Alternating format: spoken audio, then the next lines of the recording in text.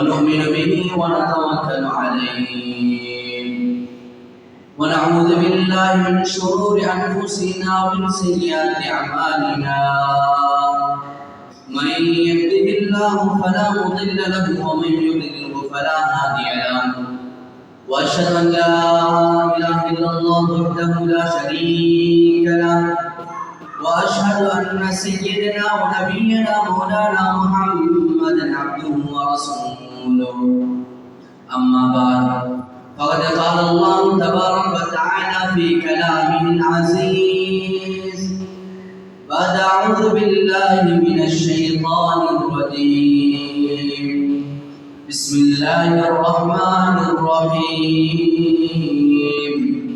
يا أيتها النفس المطمئنة ارجعي إلى ربك راضية مرضية فادخلي في عبادي وادخلي جنتي.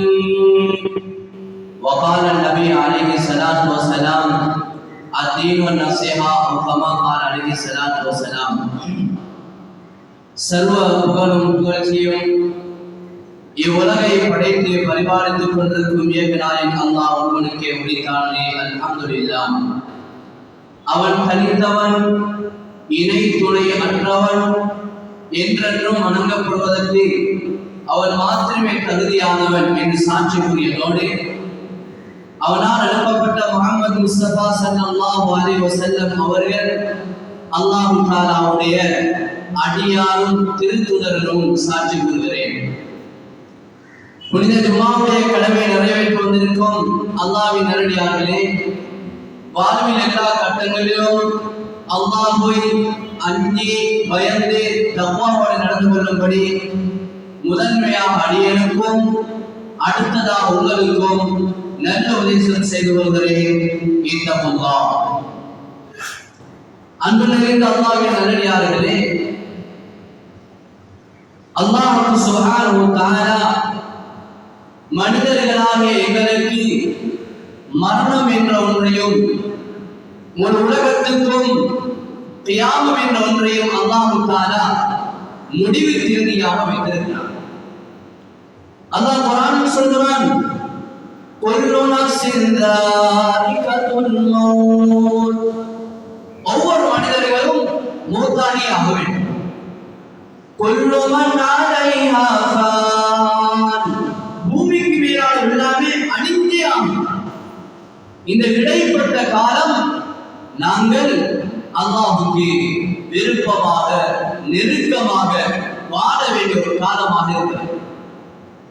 கடிகாரம் சுத்திக் கொண்டிருக்கிறது, இரவும் பகலுமாக மாறி மாறி வந்து கொண்டிருக்கிறது.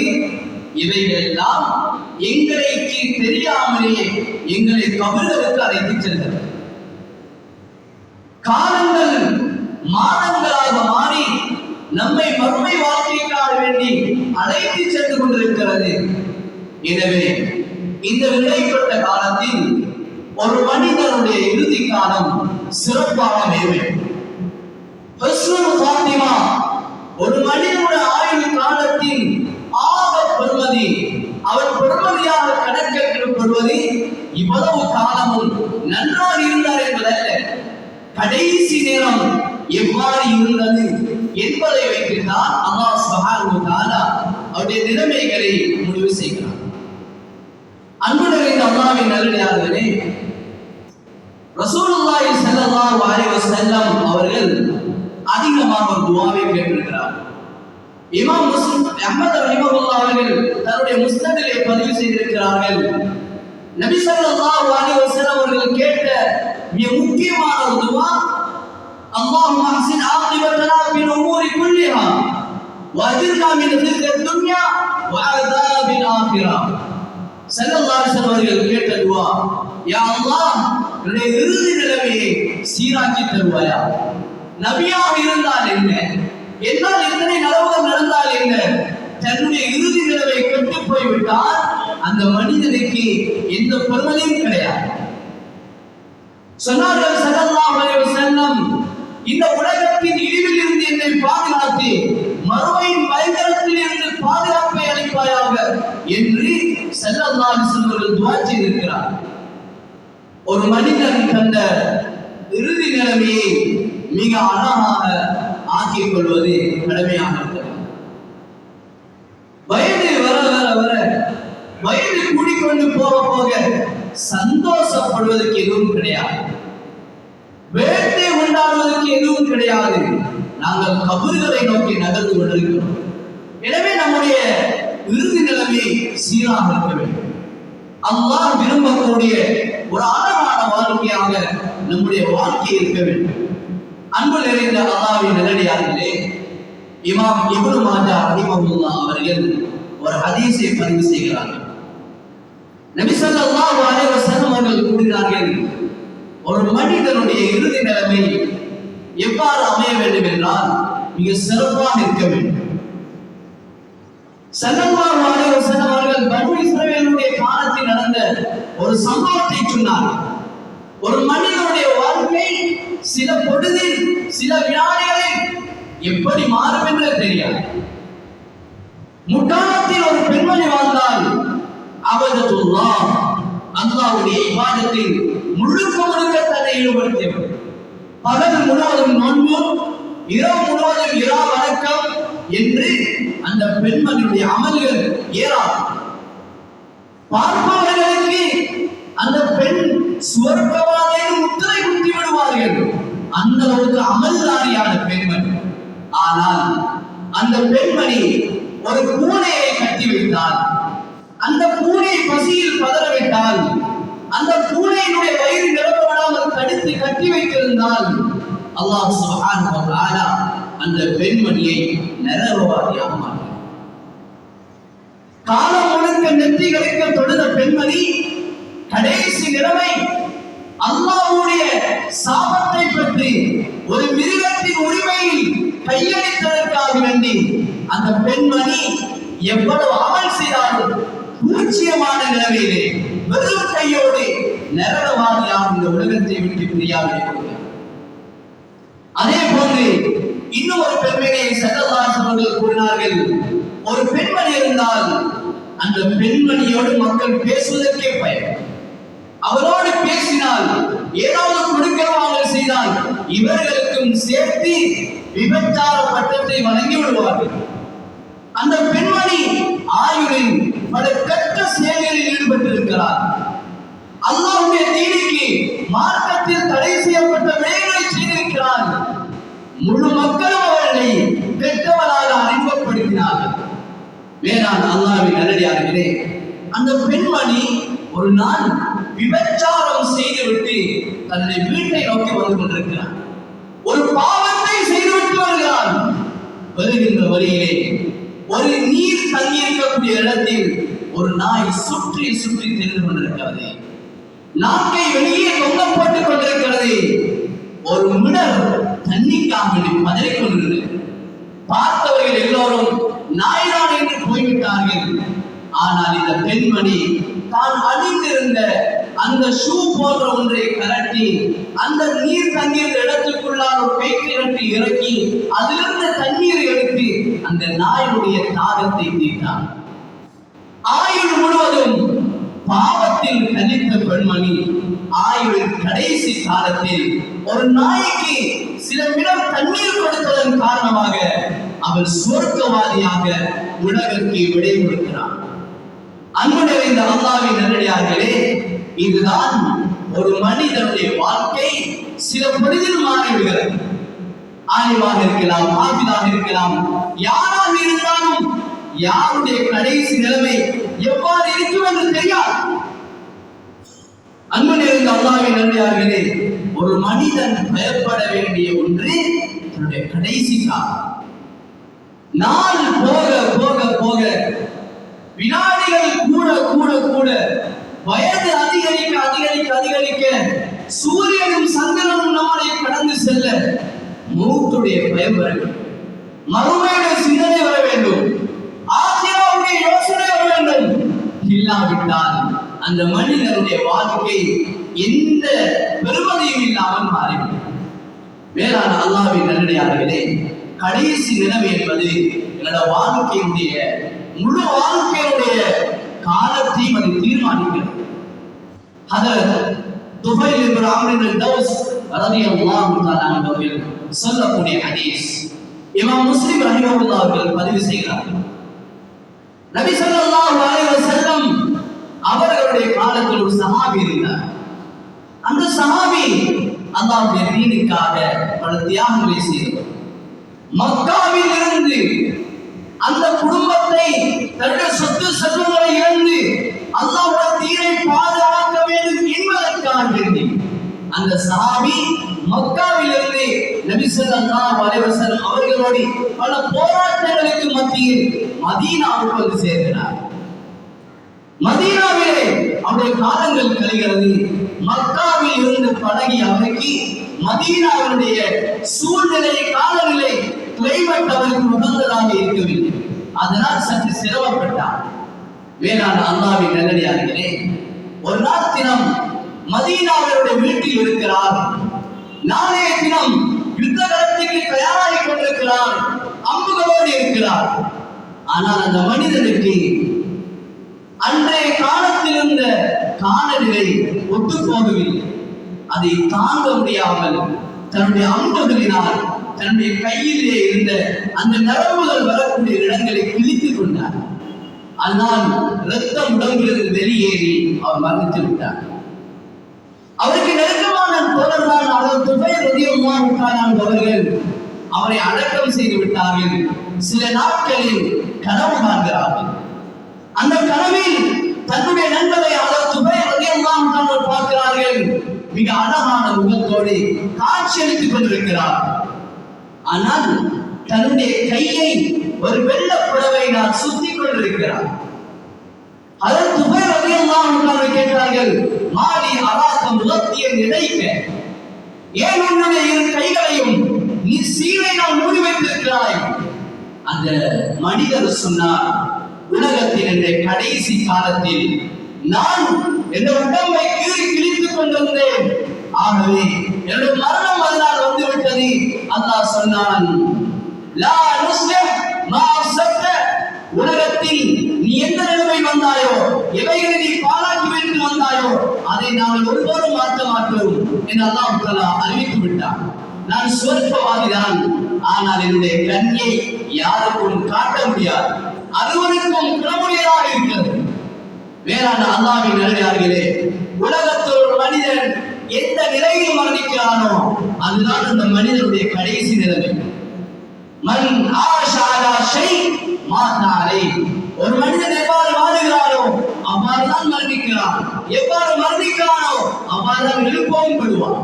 உலகத்தில் தொழுகை இல்லாத ஒரு மனிதன் வாழ்ந்தால், உலகத்தில் ஒரு மனிதன் சண்டை சச்சரவோடு வந்தால், உலகத்தில் ஒரு மனிதன் கொடுக்கல் வாங்கலில் மோசடியோடு வாழ்ந்தான், மறுமையில் எழுப்பாட்டப்படுகின்ற போதும் அதே நிலைமைத்தான் அவர் எழுதுவார். படத்தோடு பாட்டோடு இசையோடு பாவத்தோடு யார் மன்னிப்பார்களோ அவர்கள் எழுப்புகின்ற பொழுதும் பாவ கலைகளோடு எழுதுவார்கள். எந்த இசையோடு மன்னிப்பார்களோ அதே இசையோடு அல்லாஹ் தஆலா மனித கோடிக்கு முன்னால் அவரை எழுப்பாட்டுவார். ரகசியமாக பாவம் செய்திருக்கலாம், தாய் தகப்பனின் கண்களை கட்டியிருக்கலாம், மனைவியின் கண்களில் மறைந்திருக்கலாம், உறவினர்களுக்கு தெரியாமல் பாவம் செய்திருக்கலாம். ஆனால் மௌத்துடைய நேரம் எவ்வாறு அமைகிறதோ அதே நிலைமையில் தான் அவர் எதிர்பார்க்கப்படுவார். அந்த மனித கோடிக்கு முன்னால் அல்லாஹ் சொல்லுவான், உலகத்தில் இவரை நீங்க நல்லவர்கள் சொன்னீர்கள், இதோ பாவத்தோடு இந்த மனிதன் எழுந்திருக்கிறான். வாழ்க்கையின் கடைசி நிமிடம் பாவத்தோடு அவன் வெளி கொடுத்திருக்கிறான். அன்புள்ள இந்த அம்மாவின் நல்லடியார்களே, கடைசி நிமிடம் ஆக பொறுமதியானது. நாட்கள் அதிகரிக்க அதிகரிக்க நாங்கள் மறுமைக்கான தயாரிப்பில் இருக்க வேண்டும். வாழ்க்கையில் எத்தனையோ கட்டங்களை கடந்து வந்திருக்கிறோம், ஆனால் மௌத்துடைய சிந்தனை நம்மிடத்தில் கிடையாது. அல்லாஹ் தஆலா குர்ஆனில் சொல்கிறான், இன்னல்லதீன காலு ரப்புனா அல்லாஹ் தும்ம இஸ்தகாமு, யார் உலகத்தில் நல்ல மனிதர்களாக வாழ்ந்து மௌத்துடைய நேரத்திலும் நல்லவர்களாக வாழ்ந்தார்களோ ததனஸ்ஸலு அலைஹிமுல் மலாயிகா, மலக்குமார்கள் அவர்கள் ரூஹை கைப்பற்றும் போது வருவார்கள். அல்லா தகாபு, நீங்க பயப்பட வேண்டாம். வலா தஹ்சனு, நீங்க கவலைப்படாதீங்க, உலகத்தை விட்டு பிரியறீங்க, மனைவி பிள்ளையை விட்டுட்டு வாரே, பயப்படாதீங்க. வபிஷிரு பில் ஜன்னதி அல்லதி குன்தும் துஆதுன், உங்களுக்கு நாங்கள் நன்மாராக உலகத்தில் சொல்லி வைத்திருந்தோமே அந்த சொர்க்கம் தயாராக இருக்கிறது. அன்புள்ள இந்த அல்லாஹ்வின் நல்லடியார்களே, எனவே நாம் எங்களுடைய வாழ்க்கையை இன்றைய குத்துபாவில் இருந்து சீர்திருத்தக்கூடிய சிந்தனை பெறக்கூடிய குத்துபாவாக ஆக்கிக் கொள்ள வேண்டும். வாழ்க்கையில் பல கட்டங்களை கடந்திருக்கிறோம், ஆனால் நம்முடைய வாழ்க்கையில் இன்னும் அல்லாஹ்வுடைய நெருக்கத்தை அடையவில்லை. நாம் இருக்கிறோம் ஷாபானுடைய மாதம். இந்த மாதத்தில் ஒரு ஆச்சரியமான ஒரு நிகழ்வு ஸல்லல்லாஹு அலைஹி வஸல்லம் அவர்களுக்கு நடந்தது. இமாம் இப்னு மாஜா ரஹிமஹுல்லாஹ் அவர்கள் பதிவு செய்கிறார்கள், அது ஆயிஷா ரலியல்லாஹு அன்ஹா சொல்கிறார்கள், ஷாபானுடைய மாதம் ரசூல் ஸல்லல்லாஹு அலைஹி வஸல்லம் அவர்கள் தன் ஆயுளில் கடைசியாக விடை கொடுத்து அனுப்பிய ஷாபானுடைய மாதத்தை பற்றி சொல்கிறார்கள்.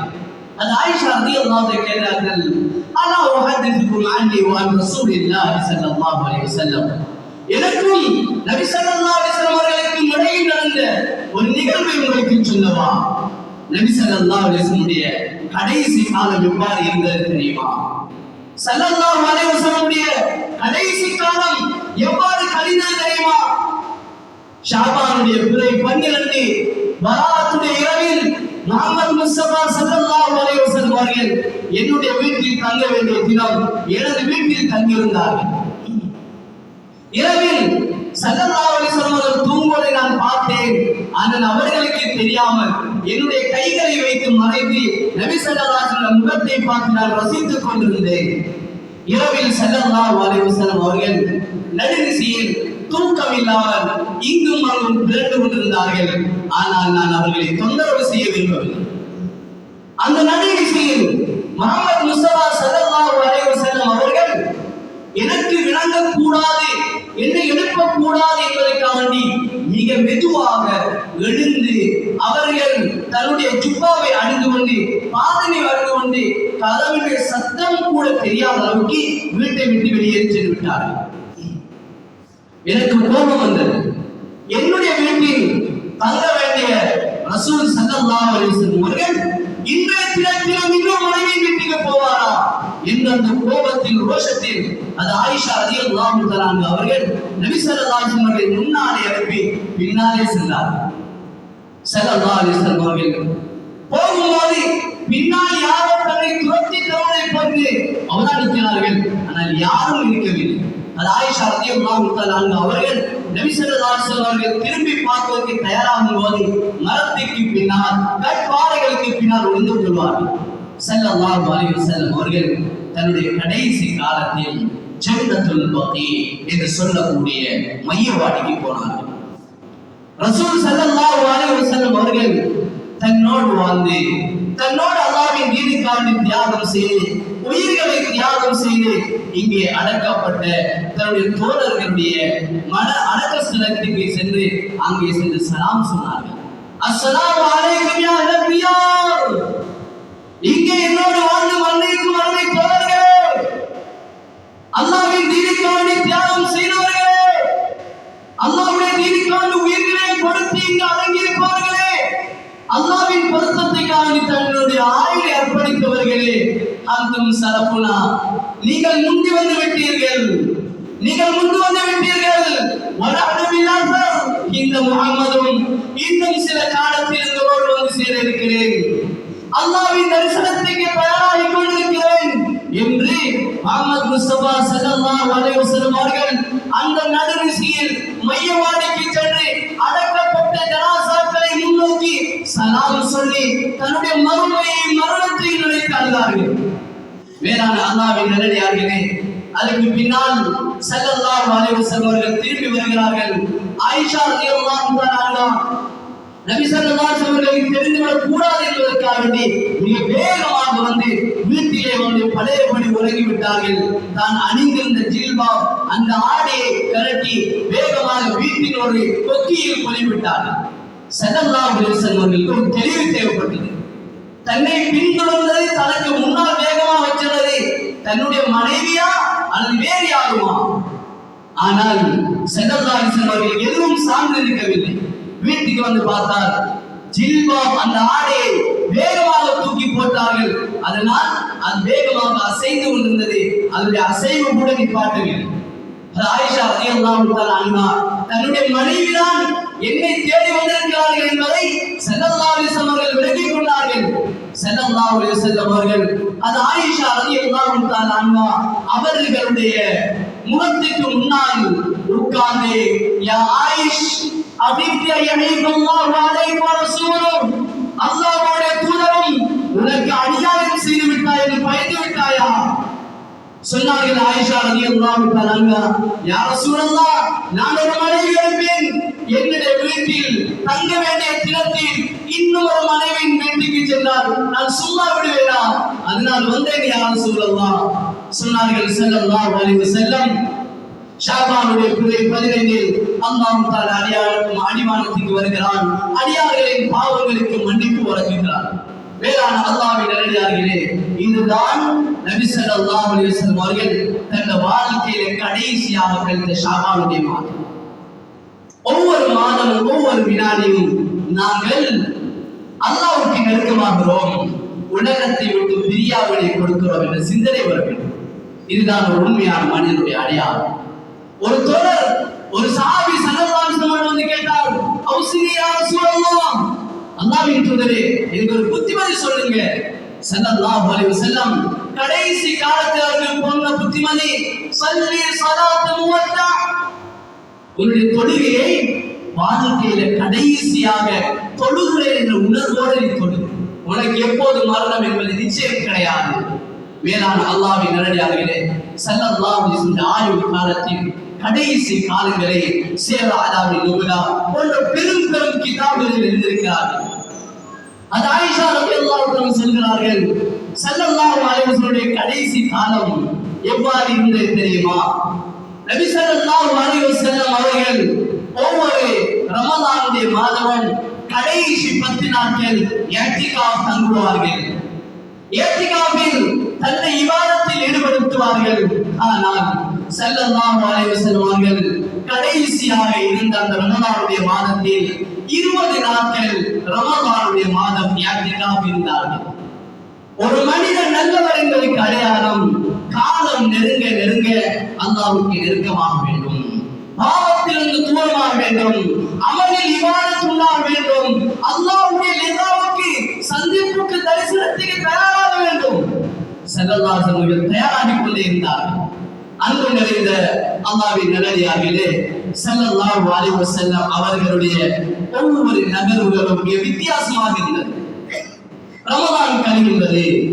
நபி ஸல்லல்லாஹு அலைஹி வஸல்லம் அவர்கள் அது ஆயிஷா ரலியல்லாஹு தஆலா அன்ஹாவிடம் சொன்னார்கள், யா ஆயிஷா, ஆயிஷாவே, நான் ஒவ்வொரு ரமலானுடைய மாதமும் ஹஜ்ரத் ஜிப்ரீல் அலைஹிஸ்ஸலாம் அவர்களுடன் ஒரு தடவை இந்த முழு குர்ஆனை ஓதி காண்பிப்பேன்.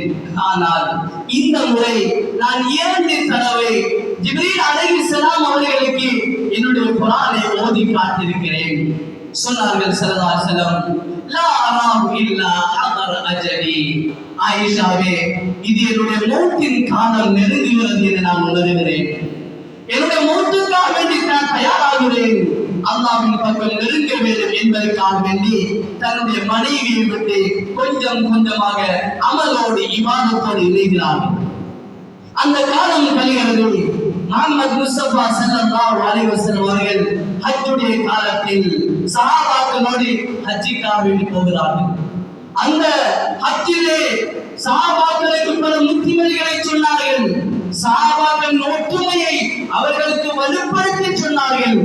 மேலான அல்லாஹ்வின் நல்லடியார்களே, ஜம்ரத்துல் அகபாவுக்கு கல்லெறிந்து விட்டு முஹம்மது முஸ்தபா ஸல்லல்லாஹு அலைஹி வஸல்லம் அவர்கள் தன்னோடு வந்த அத்துணை தோழர்களோடும் ஒரு விடயத்தை சொல்ல ஆசைப்பட்டார்கள். கல்லை எறிந்து விட்டு எல்லோரையும் ஒன்று கூட்டி தன்னுடைய ஒட்டகத்துக்கு மேலால் ஏறி நின்று முஹம்மது முஸ்தபா ஸல்லல்லாஹு அலைஹி வஸல்லம் சொன்னார்கள், "ஹுது அன்னி மனாசிகக்கும்." உங்களுக்கு தேவையான கல்வியை, மார்க்கத்தின் அறிவை நீங்கள் பெற்றுக் கொள்ளுங்கள்.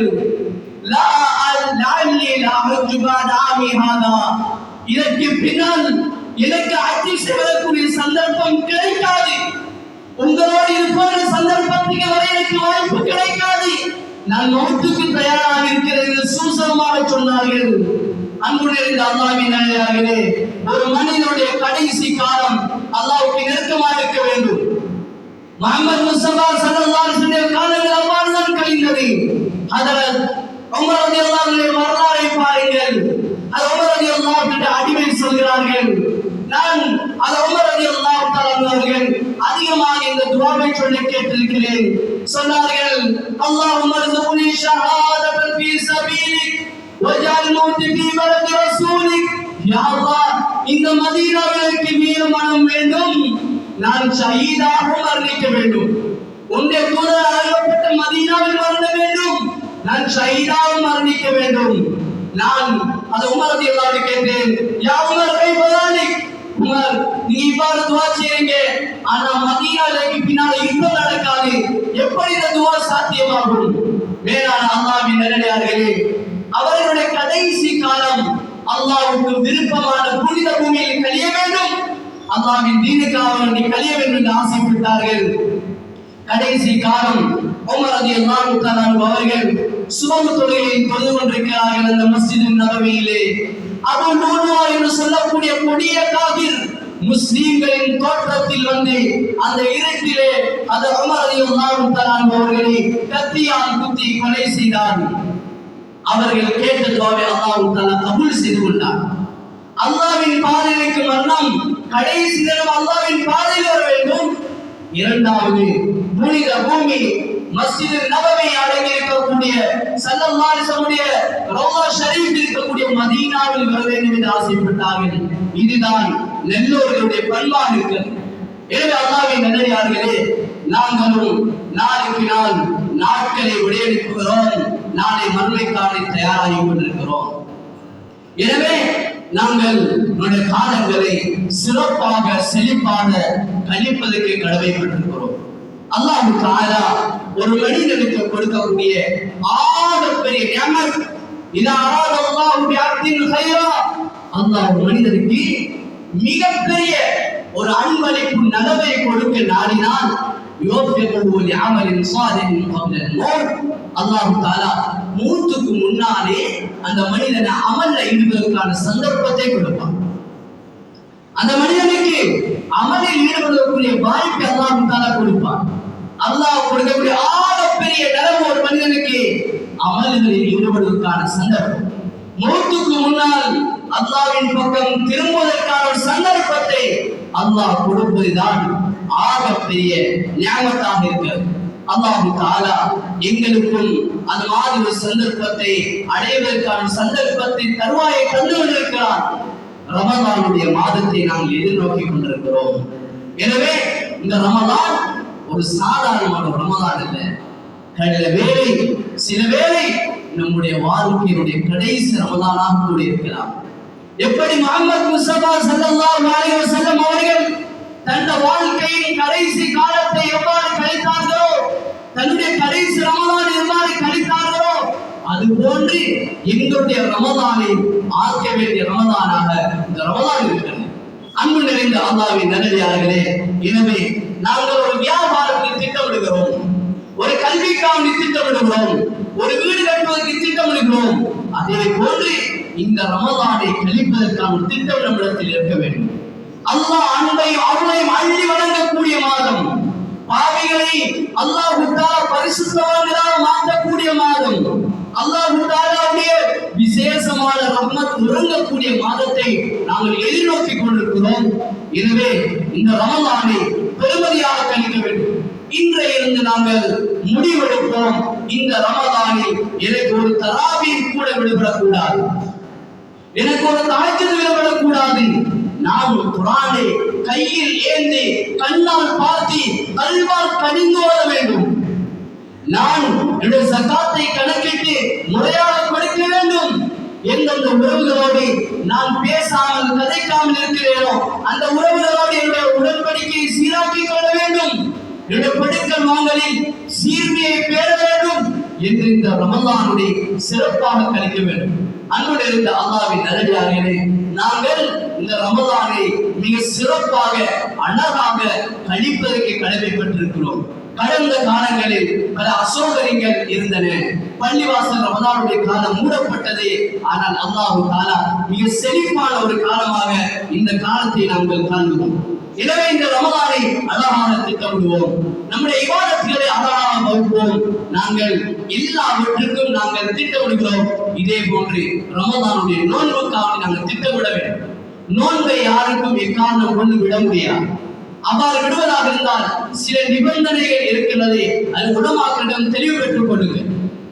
தனக்கு தொழில் இல்லை என்பதற்காக வேண்டி யாரும் நான் கடல் ஊற்றி வேலை செய்கிறேன், நான் வெயிலில் வந்து தொழில் செய்கிறேன் என்பதற்காக வேண்டி யாரும் நோன்பை விட முடியாது. எனவே நாங்கள் நோன்பை அழகாக திட்டமிட்டு இந்த ரமலானை செழிப்பாக நாங்கள் அலங்கரிக்க வேண்டும். அன்பு நிறைந்த அல்லாஹ்வின் நல்லடியார்களே, இறுதியாக ஒரு விடயத்தை சொல்லி முடிக்கிறேன்.